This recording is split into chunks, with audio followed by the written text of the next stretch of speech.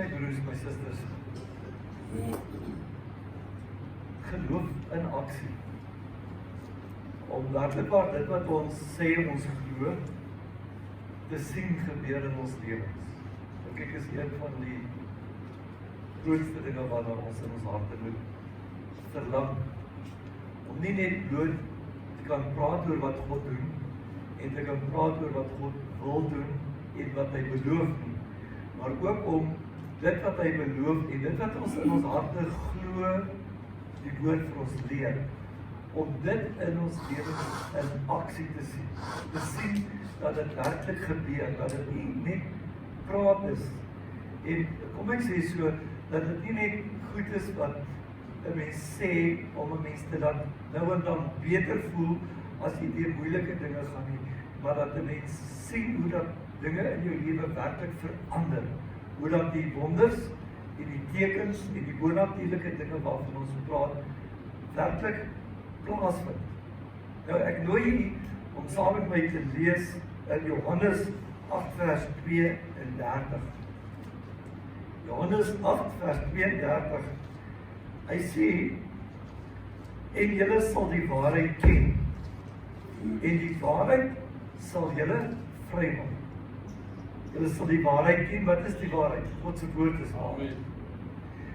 Julle sal die waarheid ken, Jesus is, hy sê ek is die weg, die waarheid en die lewe. Julle sal Jesus ken, en hy sal julle vrymaak.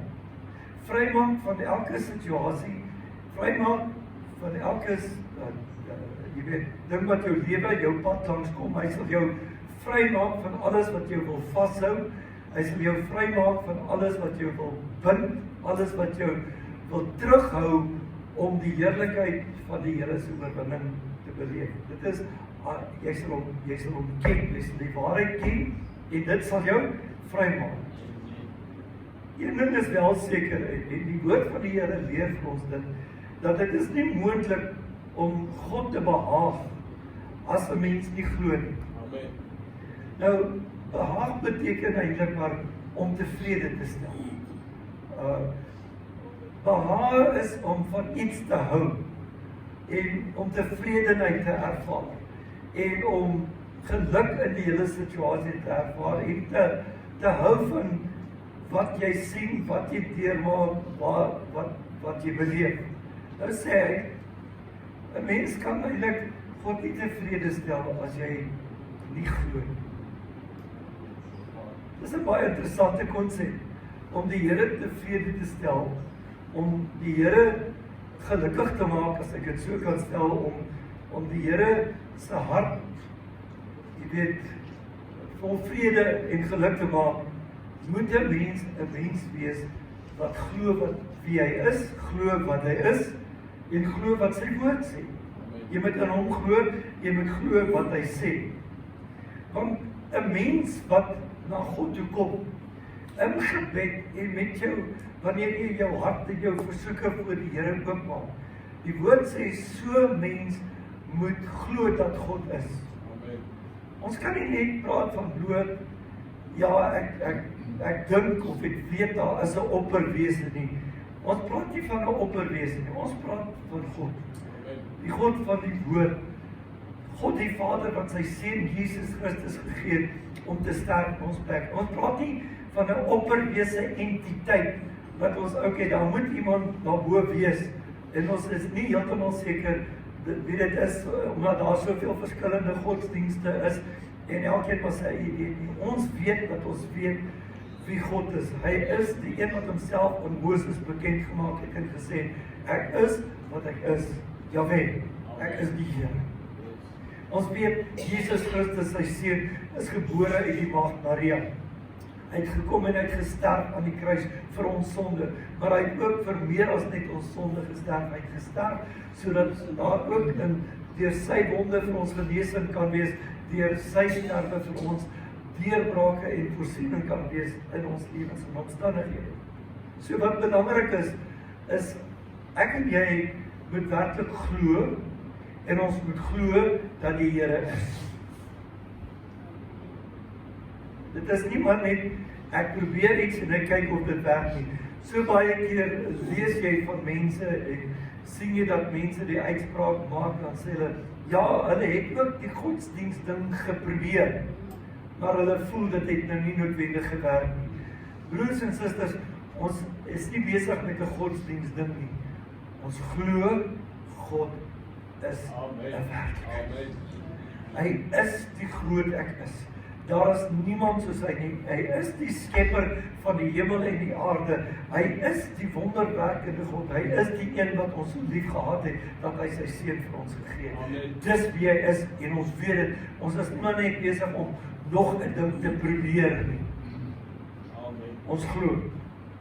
En ek wil jou vanmôre aanmoedig om die Here te glo en te vertrou en te glo met jou hele hart dat God in staat is om die plan wat hy in sy woord vir jou lewe beloof, dat hy in staat is om daardie plan te vervul, dat hy in staat is om die beloftes wat hy in sy woord vir jou lewe, vir die plan wat hy vir jou lewe het stel, dat hy as God in staat is om dit te kan doen, te kan voorsien in jou behoefte, te kan hoor wanneer jy uitroep en aanroep, om te kan hoor en te kan antwoord en te kan doen, bo dit wat jy kan bid of dink, dat hy ook vir jou, soos Daniël uit 'n leeukou kan red, dat hy ook vir jou uit 'n brandende vuur kan red, dat hy jou ook kan red in 'n donker plek in jou lewe, dat hy jou uit 'n spilonk, uit 'n grot uit veilig kan laat ontsnap, dat hy ook vir jou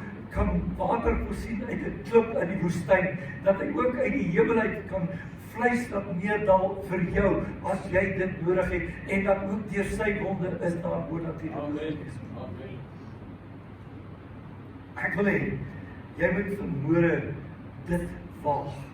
Ek wil hê, jy moet vanmôre werklik in jou hart hierdie ding verstaan, dat God is in staat om te doen wat hy vir jou beloof. So, wat ek wil sê is, hy sal magtiglik in jou lewe werk as jy glo.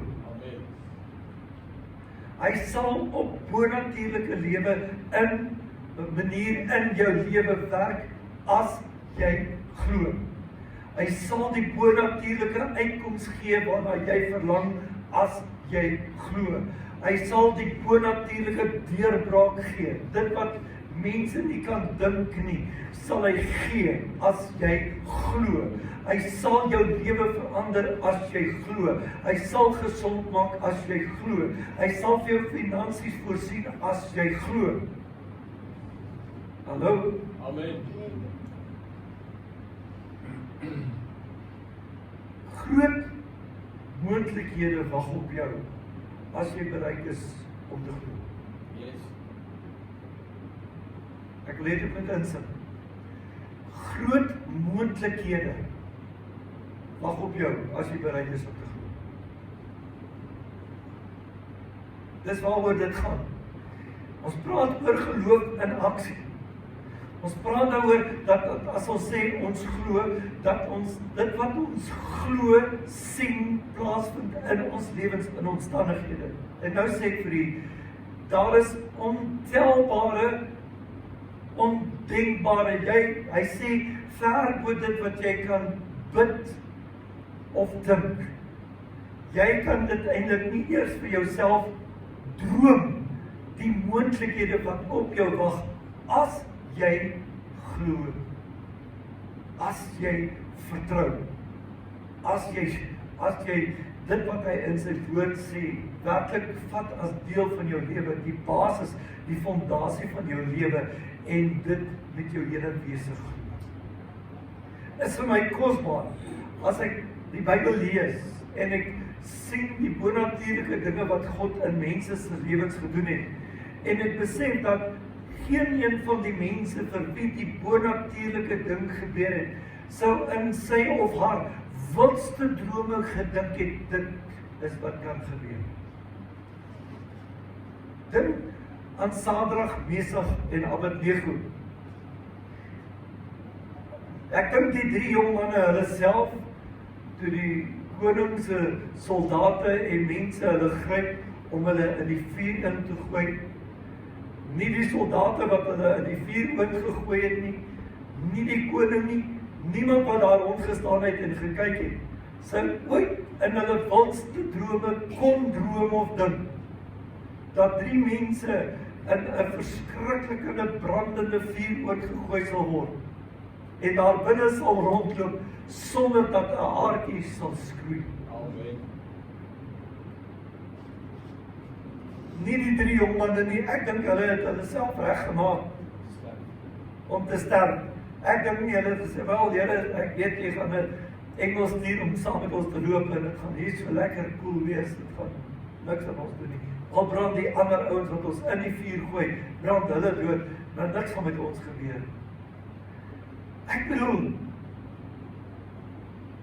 toe hulle vir Daniël in die leeukuil gooi, al het Daniël die Here geglo en vertrou, ek dink nie het vir 'n oomblik gedink, dat die leeu's absoluut niks aan hom sou doen en net sou ryk en miskien by hom kom lê. En dat hy die woorde sal sê, die Here is goed. Die krepe man by die skone poort, toe Petrus en Johannes na hom toe aangestap kom. Ek wil jou sê, daardie man en niemand wat hom persoonlik geken het voor die tyd, sou ooit gedroom het, gedink het, dat dit moontlik sou wees, dat hy sou kon opstaan en doen.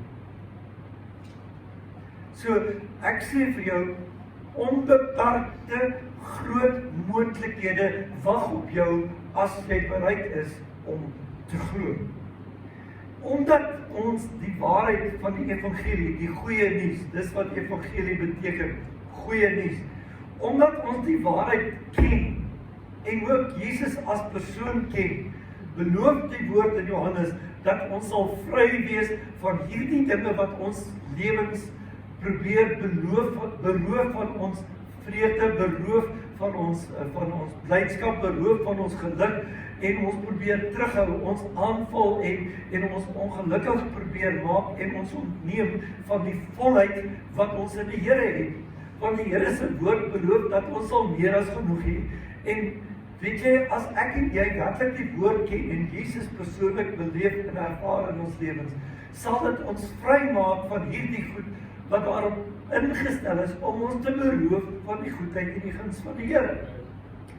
En nou, omdat jy vry is, kan jy ook in daardie vryheid leef.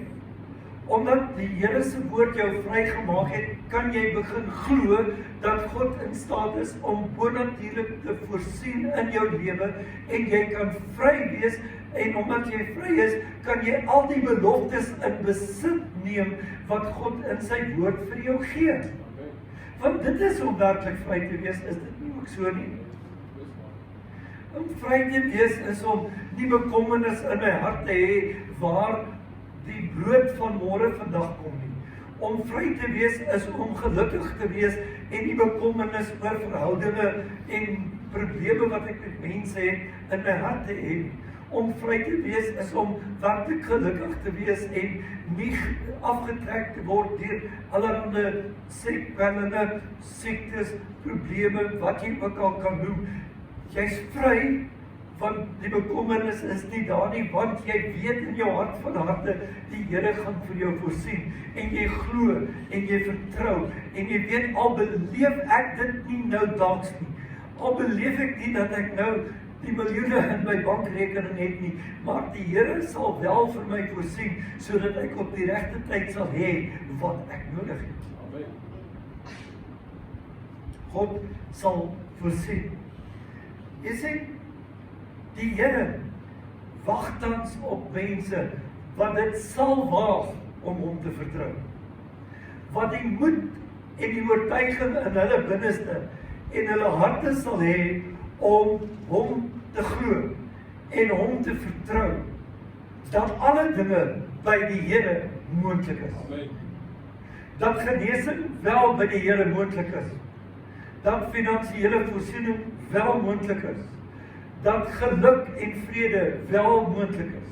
Dat die Here wel vir jou kan oorwinning gee. Want God wil en sal jou te hulp kom en alle ongeloof uit jou hart uitvee as jy dit sou waag om te glo, as jy dit sou waag om te vertrou. Ek hoop hier van wat ek in my hart sê, as jy sou waag, net sou probeer, want die ou spreekwoord is mos, wie nie waag nie wen nie.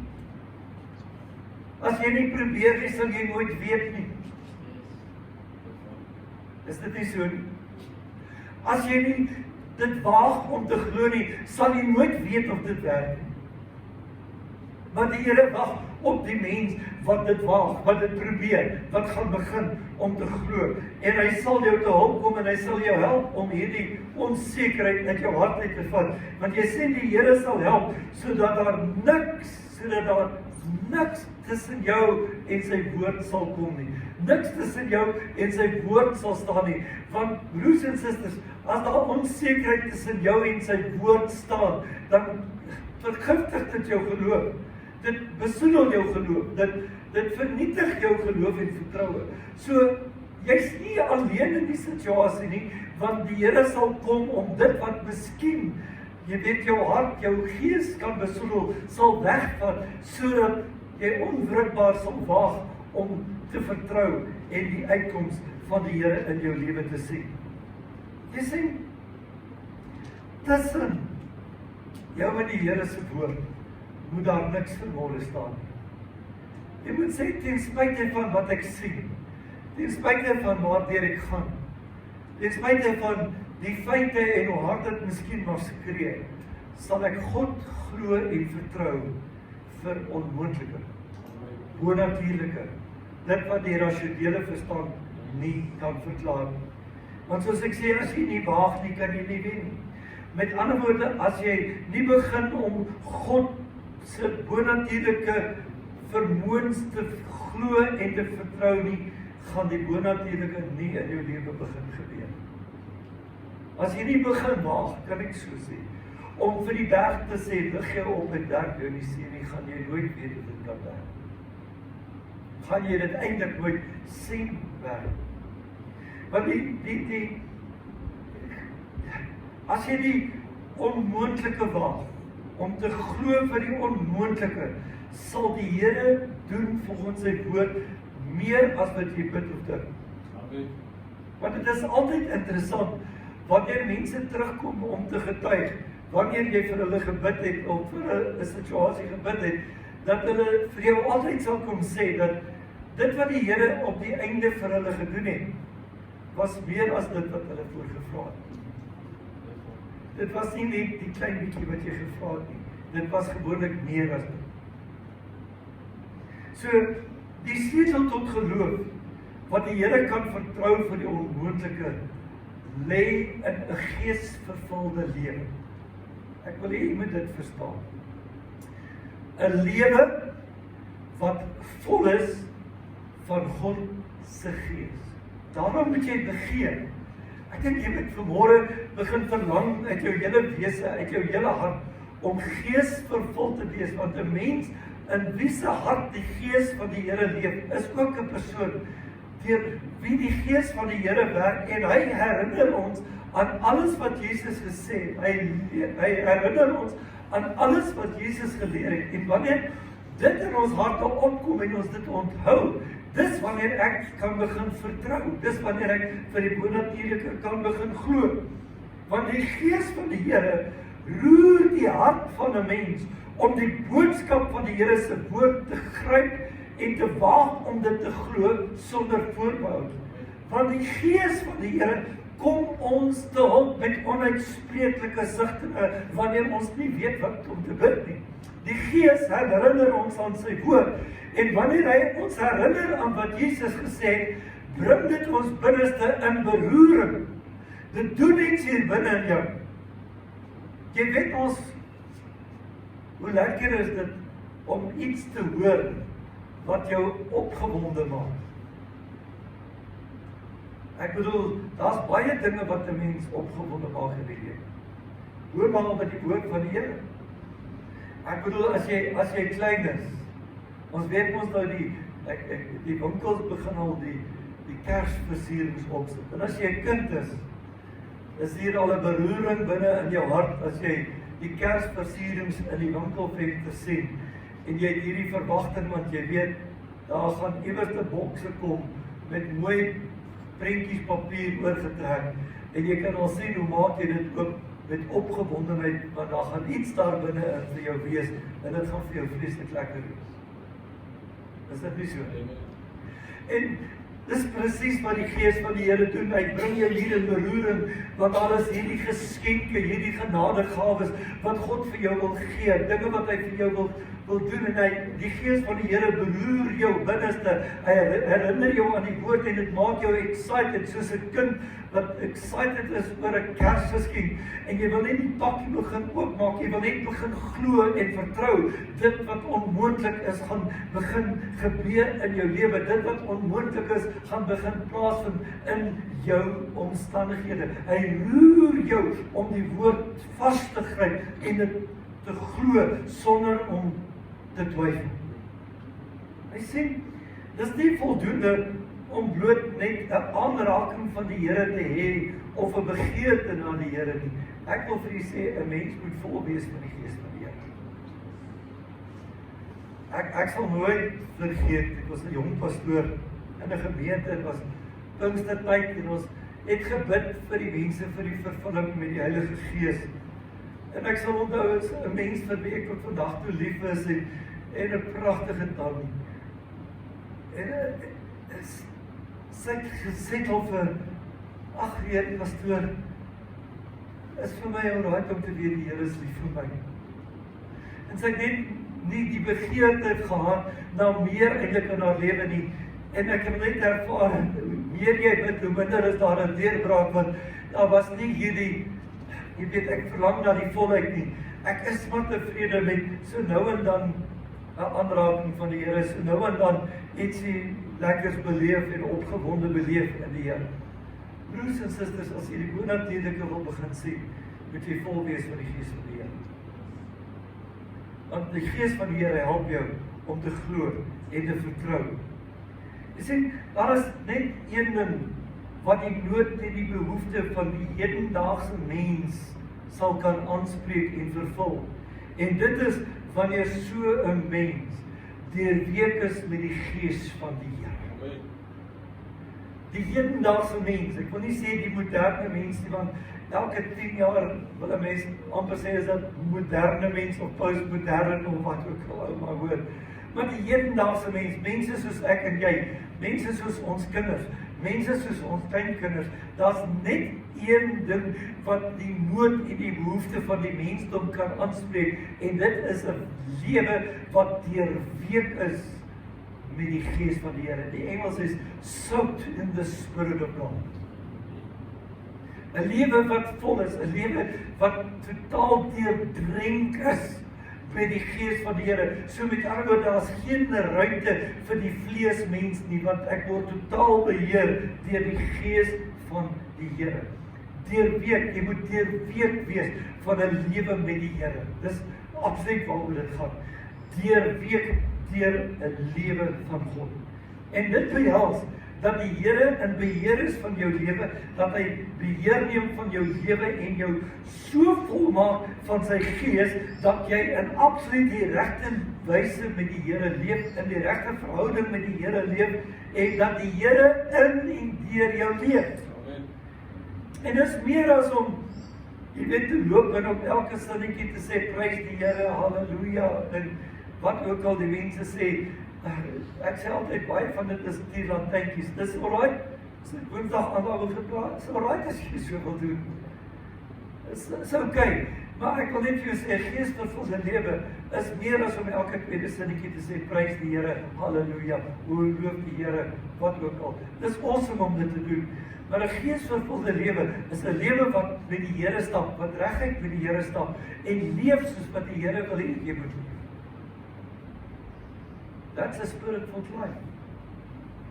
Met ander woorde waarop dit neerkom is, wat jy ook al doen, doen jy tot eer van die Here.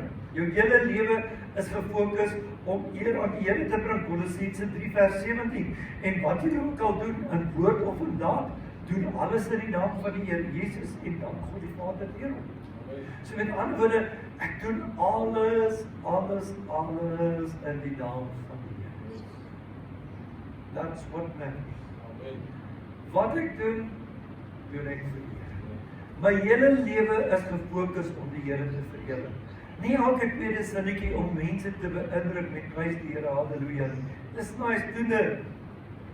Maar dis nie wat die Here verheerlik nie. Wat die Here verheerlik is 'n mens wat hom gehoorsaam, 'n mens wat doen wat hy sê. Kan ek jou sê wat verheerlik die Here? As jy deur 'n moeilike tyd gaan en jy roep die Here aan, dit verheerlik hom. Want hy wil in jou lewe betrokke raak en jou lewe verander, sodat hy eer en lof kan ontvang vir die werk wat hy in jou lewe. Dis wat die Here verheerlik. Nie al die mooi geintjies en al die praatjies nie, maar dit wat ons werklik doen as ons hom en die Here vertrou vir sy voorsiening. Een rede wat ek dink ons nie die werke van Jesus in mense se lewens sien nie, is omdat mense nie vol is van die Gees van die Here. Hallo? En dit gaan nie oor hierdie ou dink hy's beter as daardie ou. Maar gaan kyk na daar waar mense werklik passievol oor die Here is en vol is van die Gees van die Here en jy sien die goed gebeur. En dan kom jy waar mense net bloot, wil ek sê, kerkbedryf en godsdienstbedryf en jy sien hulle dieselfde woord, dieselfde beloftes, maar daar gebeur niks.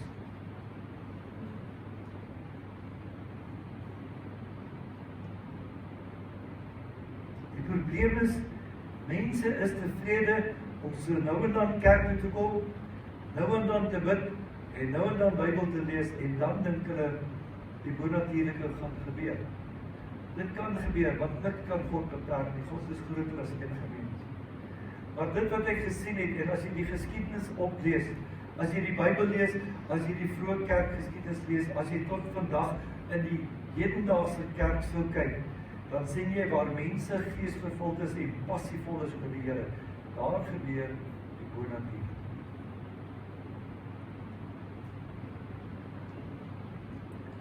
Die lewe van die bonatuurlike sien is een wat deurweek is met die Gees van die Here en wie se fokus ten volle op die Here is.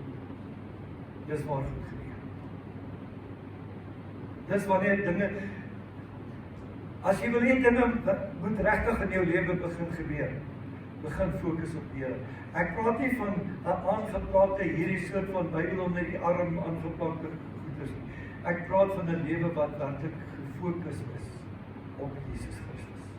'n Mens wat geheel en aan die Here oorgegee is. Kom ons gebruik die woord uitverkoop is 'n mens wie se lewe getransformeer word deur Christus wat in hom woon, want sy hele lewe is gefokus op Christus. En ons leef nie vir onsself nie. 'n Mens leef jy weet, 'n mens wat vir homself leef in plaas van die Here, sal nie die bonatuurlike sien nie, maar 'n mens wie se fokus werklik die Here is, en 'n mens wat vir die Here leef, daardie mens sal lewe sien. Maar 'n mens wat net vir homself leef, die woordjie is sal sterf. Met ander woorde, dis nie, jy gaan nou jou laaste asem uitblaas en hulle gaan vir jou 'n roudiens hou nie. Ek praat van, jy gaan net geen van die krag van die Here beleef nie. En jou lewe gaan sonder vreugde en blydskap wees. Jou lewe gaan werklik waar dood wees. Woord leer, wie sy lewe wil red, sal dit verloor. Maar as iemand sy lewe opgee, as ons lewens verloor ter wille van Christus, sal ons gered word. So met ander woorde, weer eens, as jy ten volle op die Here begin fokus, dan gaan jy die dinge sien.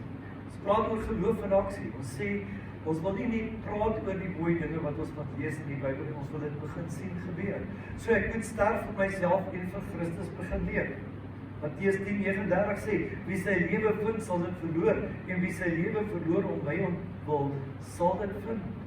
So as ons vir Christus leef, sal ons 'n lewe van vryheid hê, waarna ons so baie begeer, wat ons soveel verlang in ons lewens, as ons werklik op die Here fokus en hom vertrou, hom leer ken, sy woord leer ken, daarvolgens leef, geesvervuld leef, sorg dat ons werklik vol is van sy gees, sal die bonatuurlike geniet.